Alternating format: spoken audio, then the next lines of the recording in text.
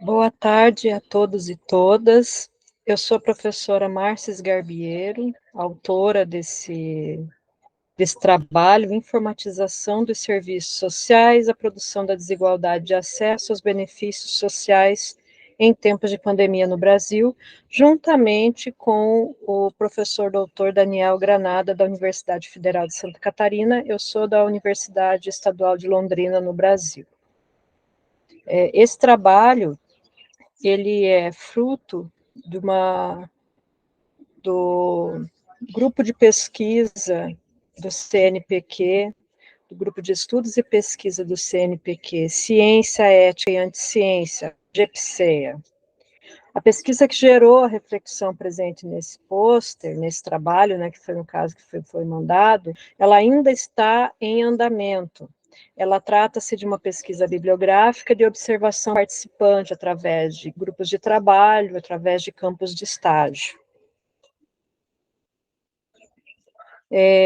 A pandemia de Covid-19, ela trouxe uma série de desafios para o mundo e grandes dificuldades, principalmente aos países do chamado Sul Global. O Brasil enfrentou essa pandemia de uma maneira muito complicada, como acho que muitos aqui sabem. A má gestão, principalmente do último governo que nós tivemos, né, a demora para a compra de vacina, a demora, inclusive, a sabotagem, né, aos meios de conter essa pandemia, fizeram com que uma grande parte da população fosse dizimada sem tendo como ser evitado. Então, isso foi bastante complicado. E a população pobre, periférica, foi a mais atingida, com certeza, nessa questão.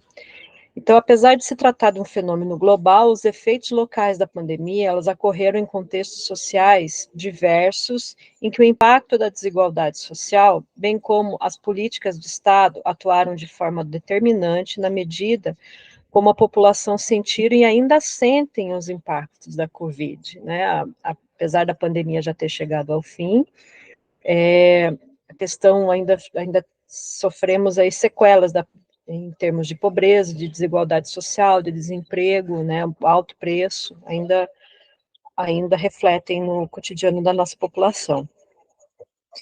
Os desafios postos pelo uso das tecnologias de informação por órgãos governamentais na concessão dos benefícios sociais, como auxílio emergencial durante o período da pandemia no Brasil, ele foi uma característica interessante da gente pensar, principalmente quando a gente fala do uso das tecnologias de informação. Uma boa parte da nossa população não tem acesso a essas tecnologias de informação, porém, o governo anterior criou aplicativos, sites, para que as pessoas pudessem fazer os pedidos desses benefícios.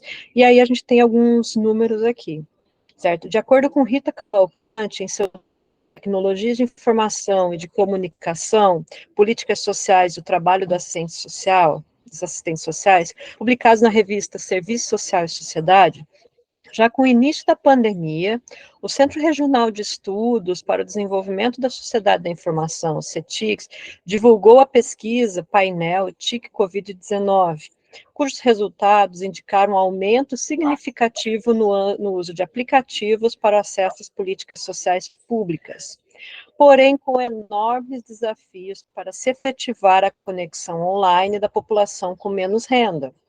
Então, uma coisa que a gente pode perceber com os números que eu vou apresentar aqui, é a grande dificuldade que as populações com menor renda no Brasil, as populações mais carentes tiveram aqui. Próximo slide diz o seguinte: entre os usuários entrevistados, de acordo com essa pesquisa CITICS, 38% receberam benefícios emergenciais do governo, 20% tentaram e não receberam, e 39% não solicitaram benefício. Entre os que tentaram e não receberam, 73% disseram que a solicitação não foi aprovada ou ainda estava em análise. Entre as barreiras relacionadas à tecnologia, 12% dos usuários que solicitaram e não receberam auxílio disseram que não conseguiram usar o aplicativo da Caixa Econômica Federal, que é um banco no Brasil, né? e 10% não tinha espaço no celular para o aplicativo. Os usuários desse perfil, nas classes D e E, que são as classes mais baixas, citaram em maiores proporções problemas relacionados ao uso da tecnologia, tais como não conseguir utilizar o aplicativo da Caixa e limitações da internet, que 22%, uma boa porcentagem da população brasileira não tem acesso à internet. Essa é uma realidade, né?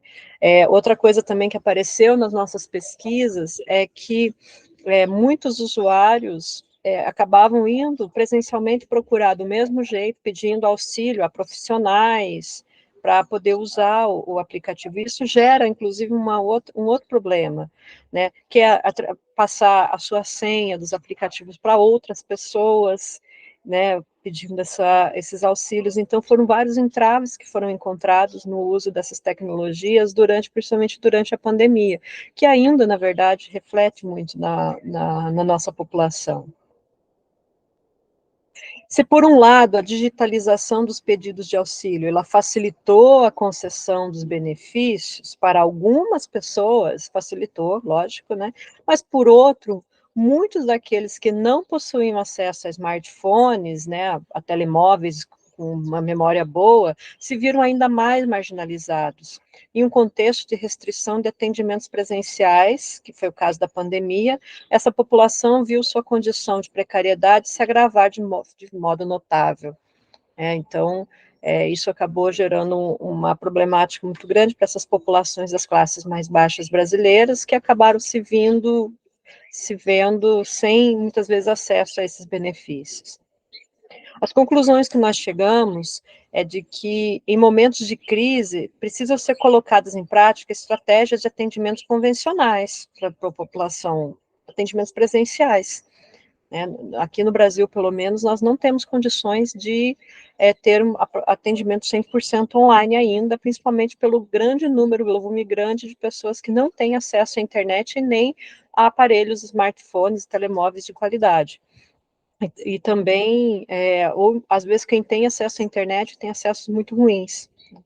Aos mais necessitados e também sejam disponibilizados dispositivos tecnológicos, incluindo acesso a redes Wi-Fi de qualidade para que se possa ter acesso aos benefícios sociais, que é uma questão aí que ficou bastante complicada durante a realização também desse trabalho que nós ainda estamos fazendo esse levantamento, né? Então, eu agradeço bastante a oportunidade e fico à disposição para dúvidas.